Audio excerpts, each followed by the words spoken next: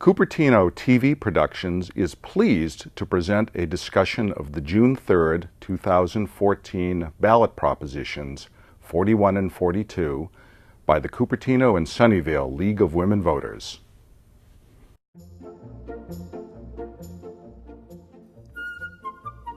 Welcome to The Better Part, a program that encompasses a diverse spectrum of topics important to our community, which we hope will both inform and entertain you. We invite you to sit back and enjoy the program.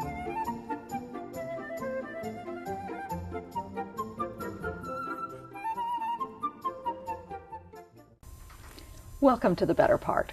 Cupertino Senior Television and the League of Women Voters have been working together for quite a few years now to bring you election information. We're delighted to continue this partnership in 2014. I'm Susan Huff, Vice President for Voter Education of the League of Women Voters of Cupertino-Sunnyvale, and I'm here with League President Elaine Manley to talk to you about the upcoming election on June 3rd. We'll primarily be talking about the statewide ballot measures, although we'll discuss election logistics as well, and we'll try to offer you a few hints on how to make the most of this opportunity to have your say. It's important to have your voice heard.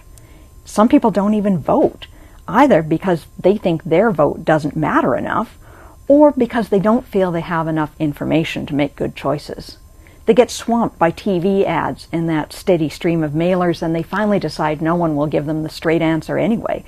We hope that by providing you with unbiased information, we'll help you make choices that reflect your values and your vision for California's future. So let's start with the election calendar. When is the deadline for registering to vote in this election? Well, to vote on Tuesday, June 3rd, you must be registered by Monday, May 19th. The registration deadline is always 15 days before an election, and you will need to re-register if you've moved or if you've changed your political party preference. Now, you can find those voter registration forms at any post office or the DMV, at your library, or your local League of Women Voters. But the fastest way is to go to the Secretary of State's website at sos.ca.gov, and you can actually file online. Now, if there's a signature on file with the DMV, you don't even need to sign it. It'll already be captured there. But if you need to sign it, just print it out, sign it, and you can mail it, or you can take it into the Registrar of Voters office directly. Now, I don't know if you knew, but over half of the Californians are voting by mail these days, and they're filling out their ballots at a time that's more convenient for them. Santa Clara County has 800,000 voters right now that are registered to vote, and over 500,000 of them have requested those permanent vote-by-mail status. Now, if you are not a permanent vote-by-mail voter, you still have until May 27th to request that vote-by-mail ballot, but I probably wouldn't wait that long. No. Yeah, your ballot still needs to be received by the Registrar of Voters by the time the polls close at 8 p.m. on Election Day. So you should probably mail your ballot several days in advance, say by the Friday before the election. Now, you can also drop off your ballot at any polling place in your county on Election Day. The voting places are required to be accessible, so if they aren't, an election worker will actually come out to the car and help you. Remember, if you have asked one of your family members to drop off your ballot for you, you do need to sign that declaration on the vote-by-mail ballot, and that designates that that person can deliver your ballot for you. Okay, thank you. That takes care of the logistics of voting. What else are people going to want to know? People might like to know who we are and what we're trying to accomplish.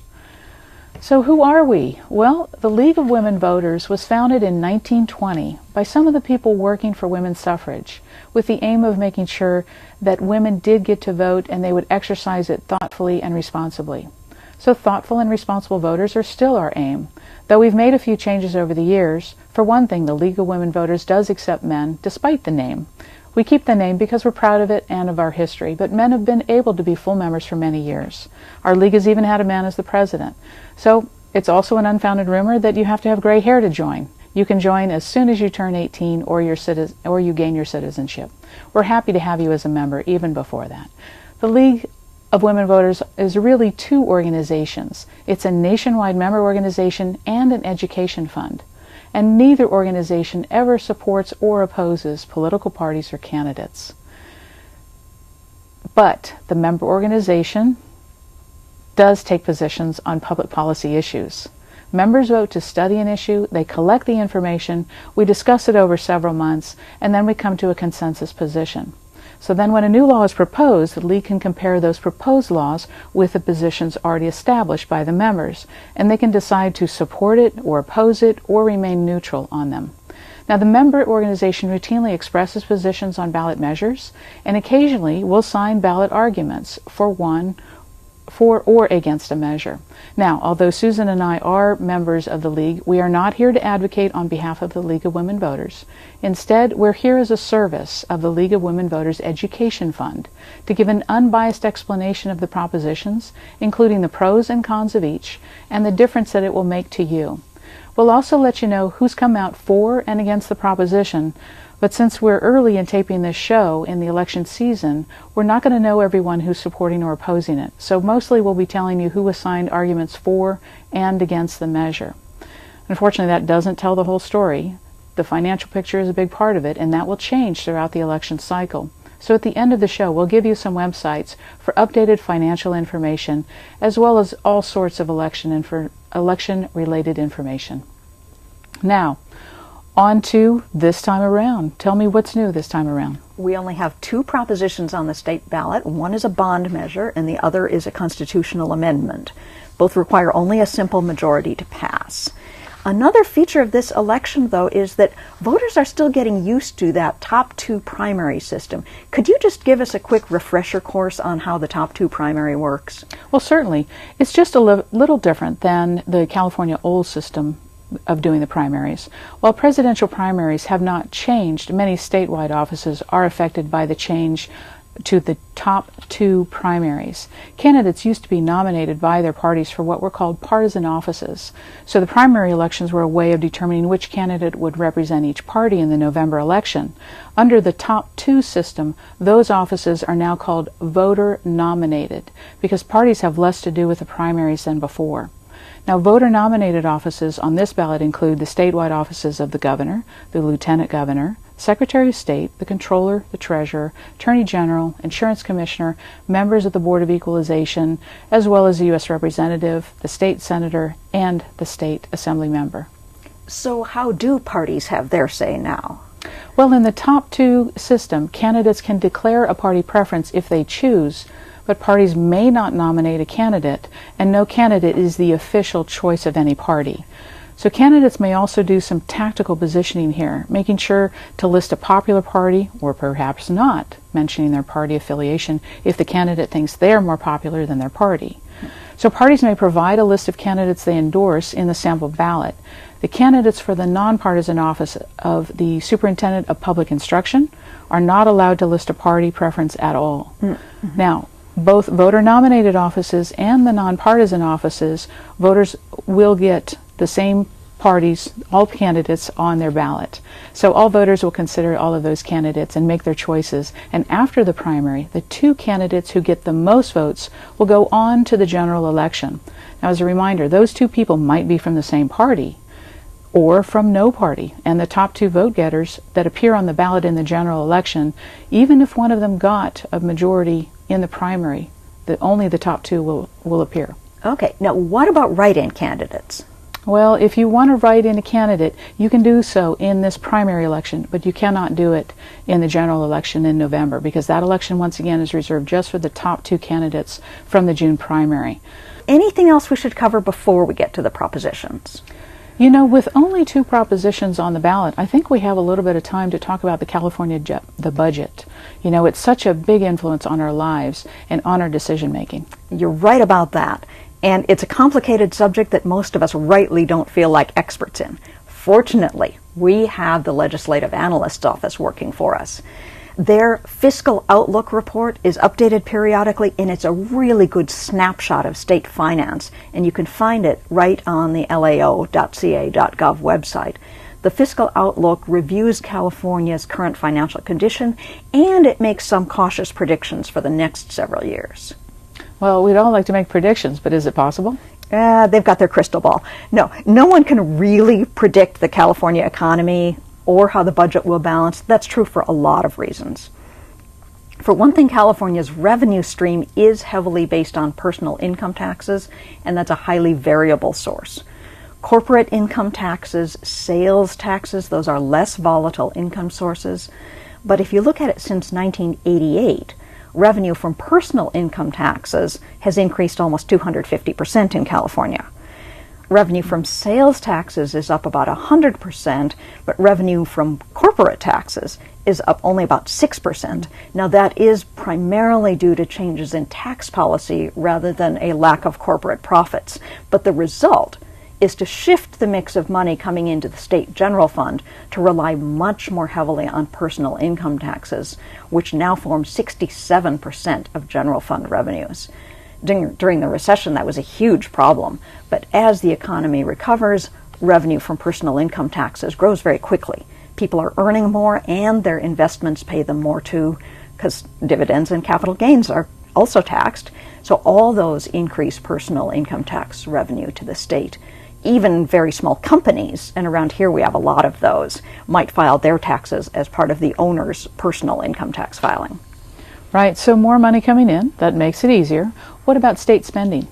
Yeah, that's the other part of the equation. It's hard to predict what decisions might be made in Sacramento.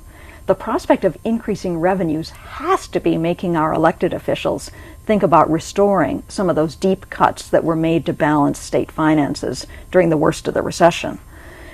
But recall during the dot-com boom, the state government responded to increased revenue by cutting taxes and increasing long-term spending at the same time. But setting all that aside, right now the budget prospect is looking better than it has for a long time. I want to remind you, Proposition 30 increased the marginal tax rates on high-income individuals. Well, taxable income has been growing faster for high-income taxpayers than for others. So raising the marginal tax rate for that demographic has significantly increased state revenue. Revenues are actually projected to be up $5.8 billion over last year. Wow, and where are we planning to spend that money? A significant chunk of that revenue increase, about $3.3 billion, will be headed straight to schools. That's under the requirements of Proposition 98. And there will be other necessary increased spending due to debt service and health and human services. But the Legislative Analyst's Office is actually predicting an operating surplus of about $3.2 billion for the 2014-2015 fiscal year. So does that mean the state can offer free Teslas to everyone? I wish? No. When Governor Brown described the money that had been borrowed from education and other special funds as a wall of debt, he had a point. That's about a $25 billion commitment that needs to be paid back as soon as possible. But even that wall of debt is dwarfed by other unfunded commitments that aren't mentioned as often. The state hasn't been making even minimum contributions to public employee retirement funds, so those funds fall further and further behind each year on their ability to deliver on commitments that have already been made to employees. So between teacher pensions, public employee retirement benefits and health care, and deferred maintenance on California infrastructure, we're looking at over $300 billion in money that has already been committed somewhere that we don't have funding in place for. Wow, $300 billion, that is huge. Yeah, it is. It's several times the size of the general fund. Fortunately, this is stuff that doesn't all have to be paid at once, because these aren't the kinds of things that are spent all at once, and they are pretty predictable. We just need a plan that cuts the amount owed by a little bit each year instead of having that grow a bit each year. So we've got a lot of tempting places to spend a surplus, but it's undeniable that an operating surplus feels a lot better than an operating deficit to taxpayers and voters.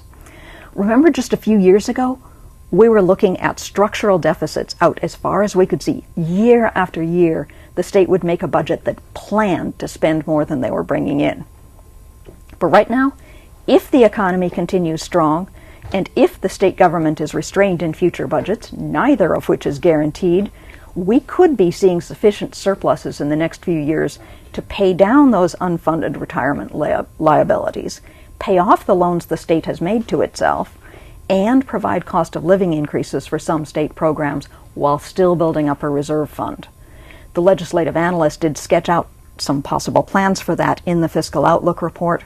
We need to be wary, as always, of planning long-term expenditures on the basis of 1 or 2 good years, but let's appreciate having a good year. That's terrific. Now, do the propositions on the ballot have an effect on the state's financial picture? Actually, neither of these propositions involves a lot of money. Come back in November if you really want to talk money.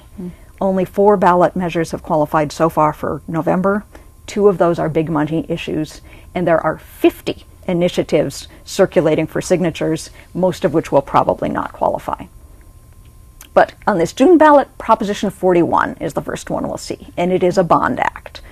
Before we get into details, let's just take a minute on bond basics. So governments sell bonds in order to finance capital projects. It's kind of the way a family will take out a mortgage. You're borrowing money, you'll have to pay it back with interest over many years, but you're using it to pay for something that you expect will be important to you for many years. So bonds are bought by all kinds of investors, including individuals and managed bond funds. You might own some yourself, in which case you're lending the state money and you do expect to be paid back with interest as the bonds mature. California has sold a lot of bonds over the years, typically to pay for infrastructure projects such as roads, schools, parks, prisons.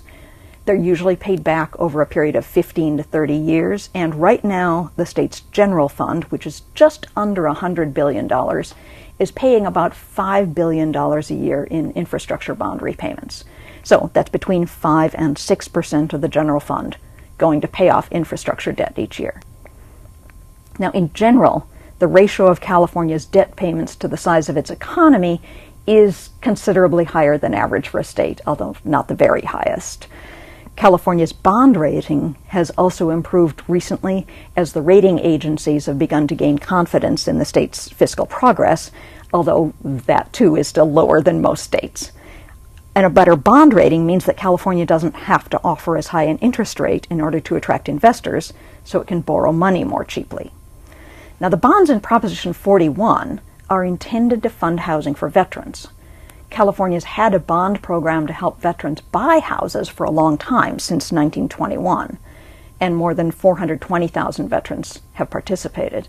In that program, called CalVet, the state buys the houses, and the veterans pay off the bonds as they pay their mortgages. So those bonds are not being paid back out of the general fund. The mortgage payments cover the bond debt. California voters approved an additional $900 million in bonds to replenish funding for this program in 2008. We probably talked about that at the time. Those home loan funds are going unclaimed, though, as mortgage interest rates are currently very low, and veterans who can pay a mortgage have more options. So now, when you say unclaimed, you mean these bonds have been authorized by the voters, but they haven't been sold, right? Right. As authorized but unsold bonds, they show up as possible state debt, but we aren't making payments on them, which gets us to Proposition 41. Proposition 41 moves $600 million of bonds that have already been authorized out of the CalVet home loan program. It directs those bonds into funding the building of affordable multifamily housing, such as apartment complexes. California would provide local governments and nonprofit and private developers with partial financing assistance, such as low-interest loans. Housing built with these funds would be rented to low-income veterans. That would be those earning less than 80% of the local average family income. Averaged across the state, that would mean a single veteran earning less than $38,000 a year. These units would be affordable. That's defined as meaning rent payments can't exceed 30% of the income limit for the program. Again, very rough average. It would keep rents below about $950 a month. Proposition 41 would also require that priority go to projects for veterans who are homeless or at risk of becoming homeless. And at least half the funds would be used for housing for extremely low-income veterans, where extremely low income is defined as earning less than 30% of the local average family income. Averaged across the state, that would be earning less than $14,000 a year. These bonds would be repaid out of the general fund. They wouldn't have the mortgage payments that the home loan bonds have for repayment, and they would increase the state debt payments by about $50 million a year, which would be an increase in 1% in the amount of debt service, or about 0.1% in the debt service ratio.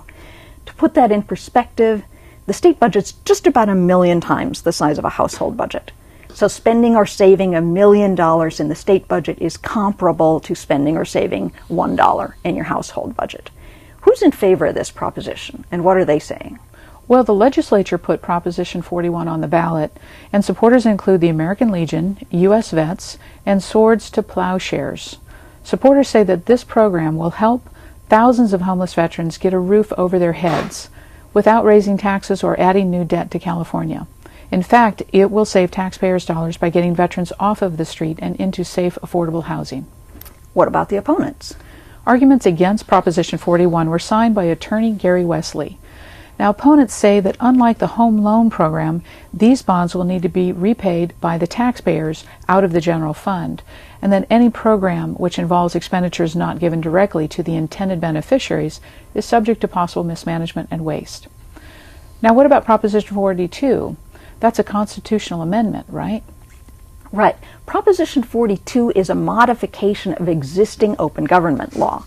Right now, California law says that meetings and written records of governing bodies, town councils, water district boards, any public agency, those need to be open to the public. That law is known as the Brown Act. Meeting agendas have to be publicly posted in advance, and the meetings themselves have to be open. There's also the Public Records Act, which says that state and local government documents are public records, and that instructions on how to see these documents and get copies of them have to be readily available to the public. So we're supposed to be able to see what's going on in our government. We're supposed to know what's going to be talked about. We're supposed to be able to be there for the conversation and see the official record of it. After all, those elected officials do work for us. There's a separate part of California law that says that in general, if the state asks local governments to do something new, the state has to pay for it. One exception to that rule is that in 2012, as a small part of Proposition 30, the voters amended the Constitution so the state no longer pays the cost of complying with the open meetings law. But the state still does reimburse local governments for the cost of making sure documents are available, and until 2012 was paying for open meeting costs. So total, this amounts to some tens of millions of dollars annually paid from state governments to local governments, with huge variation from one local government to the next. What Proposition 42 does is it puts the requirement of the Public Records Act and the Brown Act into the state constitution. The Public Records Act and the Brown Act are statute law, which is easier to change. Moving things into the Constitution means they can't be changed or canceled without a vote of the people. The proposition also says the state doesn't have to pay local governments for the costs of complying with these acts any longer. So the result of Proposition 42 would be to shift some odd tens of millions of dollars in costs from state government to local governments. And if the state changes the Public Records Act in the future to require more efforts to keep the public informed, local governments would need to pay those costs too. So who's in favor of this one, and what are they saying?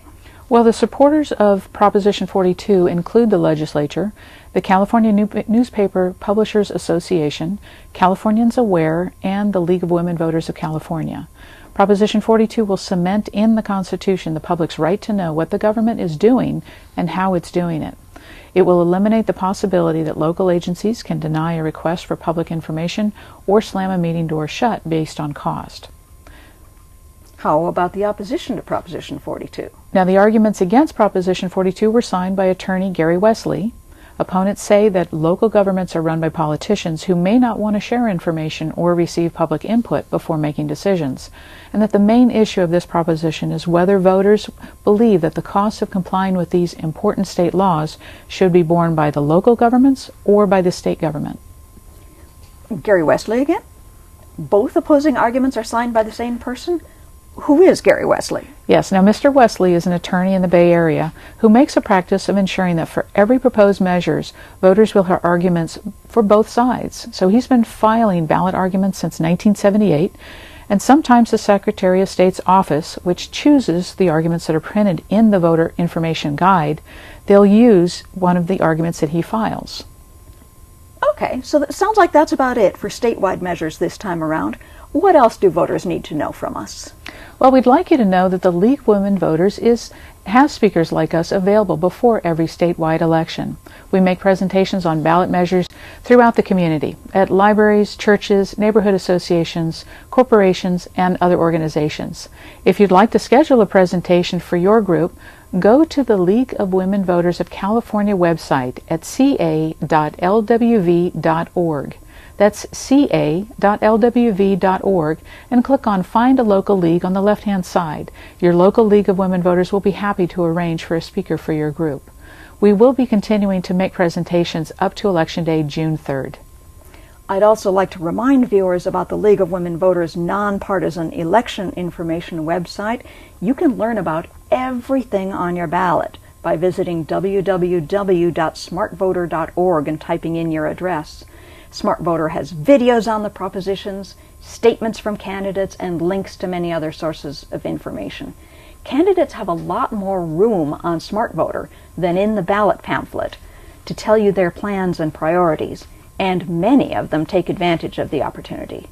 Smart Voter also offers links to campaign finance reporting sites and other items of interest. You can even find your polling place. Other good places to look for election materials: the Easy Voter Guide, found in libraries and community centers and at www.easyvoterguide.org. The Easy Voter Guide comes in 5 languages, and all of them are available to download. Maplight.org offers records of who's giving how much money to which propositions, as well as which organizations and individuals have gone on record in support or opposition. Sometimes the supporters and opponents of record are not the people pouring money into the campaign, so having the financial information side by side with the endorsements can be very interesting. The Legislative Analyst's Office website at lao.ca.gov offers information on many aspects of California government as well as its finances. The Secretary of State's site, sos.ca.gov, offers online voter registration, along with a lot of election information for current and past elections. This is also where you can look to see what propositions might turn up in future elections. The League of Women Voters Education Fund site, cavotes.org, has a host of useful links about registration, voting, and ballot measures. And finally, your local Registrar of Voters site has everything you ever wanted to know about local measures and voting in your area. But however you decide, please look at your voting choices. Spend a little time thinking about them, and then vote your principles. We are making the laws that we live under as a society here. We, the voters, do this, and this is a job worth doing right. Thank you for joining us today, and thank you to The Better Part for making this program possible.